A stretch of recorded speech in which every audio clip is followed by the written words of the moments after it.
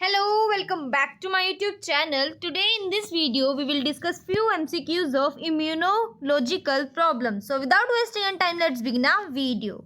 Our first question is, which of the following symptoms is a classic sign of systemic lupus erythematosus? So इसमें option A is vomiting and diarrhoea, Osler's nodes, slapped cheek appear और superficial lesions over cheek and knows.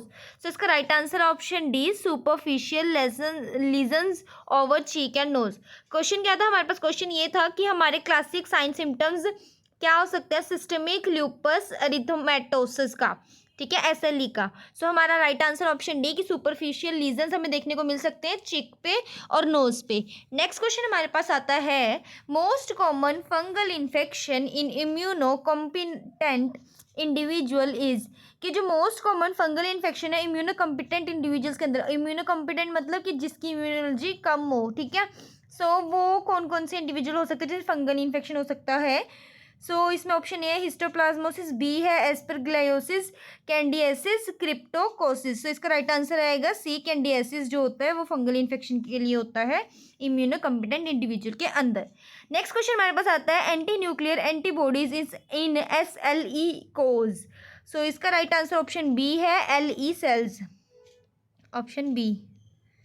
ठीक है, next question हमारे पास है, next question हमारे पास आता है, the vaccine not administered to a patient with AIDS. कि कौन सी ऐसी वैक्सीन होती है जो हमें एडमिनिस्टर नहीं करनी होती एड वाले पेशेंट के अंदर.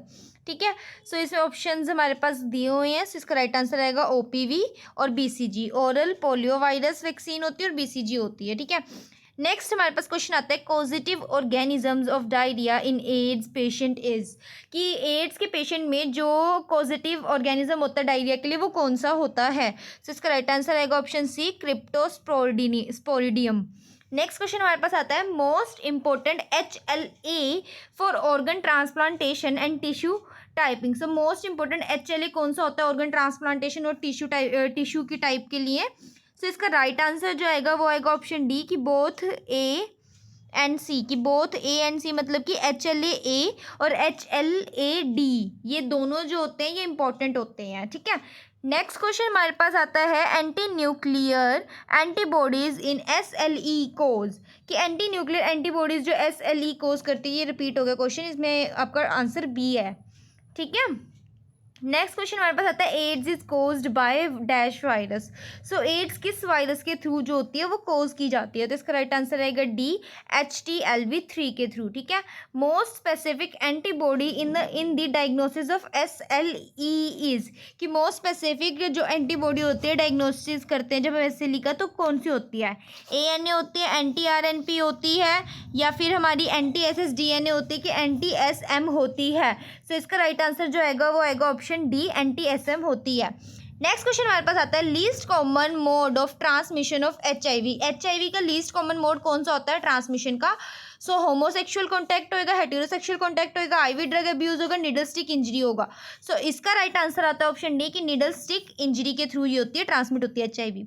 नेक्स्ट क्वेश्चन हमारे पास आता है, HLA matching is not necessary in which of the following organ transplantation. कि HLA की मैचिंग कौन सी ट्रांसप्लांटेशन ऑर्गन ट्रांसप्लांटेशन के अंदर नेसेसरी नहीं होती है. Liver, bone marrow, pancreas, kidney. So इसका राइट आंसर आएगा हमारे पास ऑप्शन ए, लीवर ट्रांसप्लांटेशन में नेसेसरी नहीं होती है. नेक्स्ट क्वेश्चन हमारे पास आता है, major side effects due to prolonged corticosteroid therapy results in. अगर हम प्रोलॉन्गली कॉर्टिकोस्टेरॉइड थेरेपी ले रहे हैं तो उसके रिजल्ट में क्या मेजर साइड इफेक्ट हमें देखने को मिल सकते हैं. सो इसका राइट आंसर आएगा ऑप्शन बी, कुशिंग सिंड्रोम में देखने को मिल सकता है. नेक्स्ट हमारे पास आता है, the patient with a sexually transmitted disease, a home care nurse being caring for a 25 years old female patient who has just been diagnosed with HIV. एक 25 साल की फीमेल है, ठीक है, जिसे STI हुआ है और उसे STI के थ्रू कौन से डायग्नोज में कौन सी डिजीज़ निकली है, HIV डिजीज़ निकली है, वो HIV पॉजिटिव पेशेंट निकला है. अब हमारे पास क्वेश्चन आता है, the physician prescribes zidovudine AZT a drug that acts to. कि ये क्या काम करती है, destroy the virus, enhance the body's antibody production, slow replication of the virus, neutralize toxins produced by the positive organism. तो इसका राइट आंसर ऑप्शन सी आएगा कि वो स्लो कर देता है उसकी रेप्लिकेशन को वायरस की. नेक्स्ट हमारे पास आता है, the primary reason that herpes simplex infection is a serious concern to the patient with HIV infection is that herpes simplex.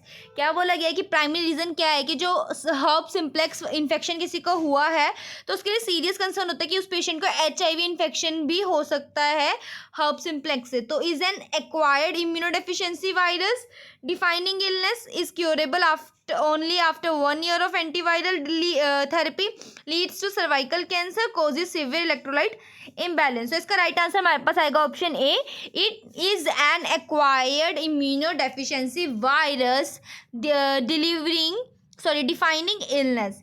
Next question हमारे पास आता है the patient becomes depressed about her diagnosis. अगर patient है ठीक है वो HIV positive निकला है तो वो अपने डायग्नोस को लेके क्या हो चुका है डिप्रेस्ड हो चुका है एंड टेल्स द नर्स को बता रहा है I have nothing worth living for now कि मेरे पास जीने की कोई वजह नहीं रही है. Which of the following statement would be the best response by the nurse. तो नर्स का बेस्ट रिस्पॉन्स क्या होना चाहिए. ठीक है आपके पास कुछ स्टेटमेंट्स दी है. ए है there is much to live for, you may not develop AIDS for years, you should not be too depressed, we are close to finding cure for AIDS, you are right, it is very depressing to have HIV, tell me more about how you are feeling about being HIV. तो इसका right answer आएगा option D. अगर कोई patient दुखी है वो कह रहा है मेरे पास कोई जीने की वजह नहीं रही है तो हम उससे बोलेंगे कि आप मुझे और बताओ कि आपको कैसा फील हो रहा है अगर आप HIV पॉजिटिव निकले हो. ठीक है नेक्स्ट क्वेश्चन हमारे पास आता है a baby is born temporary immune to the diseases to which the mother is immune. The nurse understands that this is an example of which of the following types of immunity. तो ये किस type की immunity का example हो सकता है. तो इसमें ऑप्शन ए जो है वो आएगा कि नेचुरली एक्वायर्ड पैसिव इम्यूनिटी का ये एग्जाम्पल है. ठीक है नेक्स्ट क्वेश्चन हमारे पास आता है immunity to a disease after recovery is possible because the first exposure to the pathogen has stimulated the formation of which of the following. अगर इम्यूनिटी किसी को मतलब डिजीज़ हुई है ठीक है immunity to a disease after recovery होने के बाद ठीक है तो क्या पॉसिबल होता है उसमें कि उसका जो फर्स्ट एक्सपोजर था पैथोजन के साथ वो स्टिमुलेट कर गया है या उसकी फॉर्मेशन हो गई है. तो किसके थ्रू ये स्टिमुलेट कर सकता है वो हमारे पास ऑप्शन है एंटीजन, मेमोरी सेल्स, कॉम्प्लीमेंट और नेचुरल किलर सेल्स. तो इसका जो राइट आंसर है वो है हमारा ऑप्शन बी कि मेमोरी सेल्स के थ्रू ये रिकवरी जो होती है वो पॉसिबल हो सकती है अगर किसी इम्यूनिटी डिजीज हो चुकी है इसमें. ठीक है पहले वो भी हो चुकी है ये चीज़. तो नेक्स्ट क्वेश्चन इसके अंदर आता है हमारे पास CD4 positive T cells level can be elevated in the patients with which of the following conditions. के साथ हम ये जो इसका जो लेवल होता है वो एलिवेट कर जाता है किस कंडीशन में करता है पेशेंट की. सो इसका जो राइट आंसर आएगा वो आएगा ऑप्शन डी. एलर्जीज के अंदर CD4 पॉजिटिव T cells का जो लेवल होता है वो एलिवेट कर जाता है. नेक्स्ट क्वेश्चन हमारे पास आता है which of the following is the function of macrophages and neutrophils. की मैक्रोफेज और न्यूट्रोफिल्स का फंक्शन क्या होता है. तो इसका जो राइट आंसर है वो आएगा ऑप्शन ए फेगोसाइटोसिस.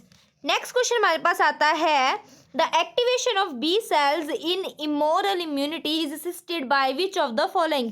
कि बी सेल्स की इमोरल इम्यूनिटी जो होती है वो किसके थ्रू असिस्ट की जाती है. सो इसका राइट आंसर हमारे पास है option B helper T cells के थ्रू असिस्ट की जाती है. नेक्स्ट क्वेश्चन हमारे पास आता है which of the following are chemical markers that identify cells और मॉलिक्यूल्स. कि कौन से केमिकल मार्कर्स जो हैं हमारे पास नीचे वाले ऑप्शंस में से है जो कि आइडेंटिफाई करता है सेल्स और मॉलिक्यूल्स को. ठीक है सो इसका जो राइट आंसर है वो आएगा option B antigens. Next question हमारे पास आता है the thymus gland role with the immune system in is which of the following. कि थाइमस ग्लैंड का क्या रोल होता है इम्यून सिस्टम के टाइम पे. ठीक है सो इसका राइट आंसर आएगा ऑप्शन डी कि वो मैच्योर करता है T सेल्स को. So maturates T cells is the right answer.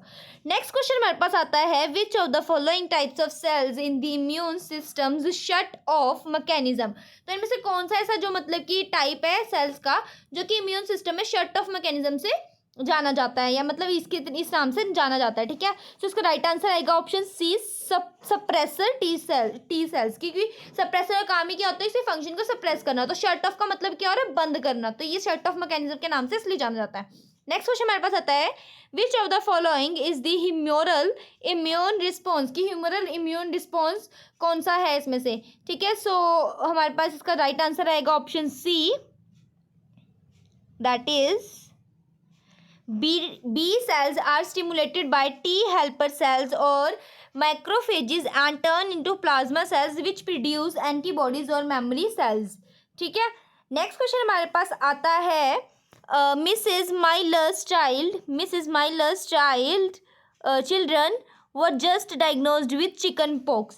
Mrs Miller's के जो चिल्ड्रन हैं वो क्या हुए हैं, चिकन पॉक्स से डायग्नोज किए गए हैं। So Mrs Miller had chicken pox as a child, तो जब वो बच्ची थी तब उन्हें चिकन पॉक्स हुआ था। Is not concerned with contracting the disease when caring for her children, what type of immunity does Mrs Miller have. तो ये चीज़ बोली गई है, ठीक है, कि जब वो बच्चा था तब हुआ था ये चीज़ उनको।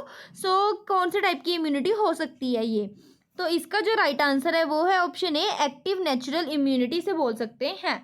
नेक्स्ट क्वेश्चन हमारे पास आता है autoimmunity is defined as phenomenon involving which of the following, कि ऑटो इम्यूनिटी को अगर हम फिनोमिनन की तरह किसी के तरीके से डिफाइन करना चाहते हैं तो वो कौन सी डेफिनेशन इसमें से होगी ऑप्शन में से। तो इसका राइट आंसर आएगा option B, inability to differentiate self from non self, कि अगर ऑटो इम्यूनिटी का फिनोमिना किसी के अंदर लगा है तो उसके पास क्या होता है कि इनएबिलिटी हो जाती है, कि वो डिफरेंशिएट नहीं कर पाती खुद के सेल्स में और ओपोनेंट सेल्स के बीच में, ठीक है। नेक्स्ट क्वेश्चन हमारे पास आता है antibodies are made of which of the following type of substance, की एंटीबॉडीज किस टाइप ऑफ सब्सटेंस से बनी होती है। तो इसका राइट आंसर आएगा ऑप्शन सी, प्रोटीन से बनी होती है। नेक्स्ट क्वेश्चन हमारे पास आता है which of the following immunoglobulin is first produce during an acute infection, acute infection के टाइम पे सबसे पहले कौन सी इम्यूनोग्लोबुलिन जो होती है वो प्रोड्यूस की जाती है। सो इसका राइट आंसर आएगा हमारे पास ऑप्शन बी, IgM।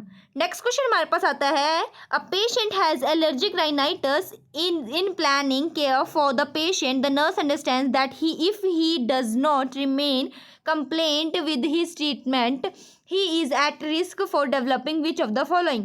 अगर एक पेशेंट है जिसे एलर्जिक राइनाइटिस हुआ है और हम उसकी प्लानिंग कर रहे हैं केयर की उस पेशेंट के लिए, तो नर्स क्या करेगी, अंडरस्टैंड करेगी अगर ये चीज़, ये कंप्लेंट जो है इसके ट्रीटमेंट में अगर रिमेन रह जाती है, मतलब ठीक नहीं होती, क्योर नहीं होती, तो वो किस रिस्क पे होएगा, क्या रिस्क उसको हो सकता है एलर्जिक राइनाइटिस के बाद, ठीक है। तो इसका राइट आंसर आएगा साइनोसाइटिस हो सकता है उस पेशेंट को, ठीक है। नेक्स्ट क्वेश्चन हमारे पास आता है पेशेंट इज गिविंग पेंसिलिन विया IV piggyback and develops an anaphylactic reaction, which of the following should be the nurse first action। तो इसका जो राइट आंसर आएगा वो आएगा option D, turn off the antibiotics. Next question हमारे पास आता है as the nurse assess the patient which of the following is the symptom that may be found that the patient with anaphylaxis may be experiences. अगर nurse assess कर रही है patient को, ठीक है, तो कौन से टाइप के सिम्टम्स जो है पाए जाएंगे पेशेंट के अंदर एनाफाइलेक्सिस के एक्सपीरियंस के टाइम पे, ठीक है। तो इसका राइट आंसर हमारे पास आएगा option D, wheezing sound, wheezing जो है वो सिम्टम हमें देखा जाएगा वहाँ पे। नेक्स्ट क्वेश्चन में आता है which of the following is the medication of choice for anaphylaxis that the nurse should anticipate would be ordered. तो ये बोला गया है कि अगर मैं कहते हैं इसमें चॉइस फॉर एनाफाइलेक्सिस की एक ड्रग है, ठीक है, तो नर्स को क्या करनी है, वो एंटिसिपेट कर देनी है अगर ऑर्डर दिया जाए। तो वो कौन सी ड्रग है, एपिनेफ्रिन है, ठीक है। सो आई होप आपको समझ आया होगा। ये थे हमारे आज के क्वेश्चंस। मिलते हैं नेक्स्ट वीडियो में, बाय बाय।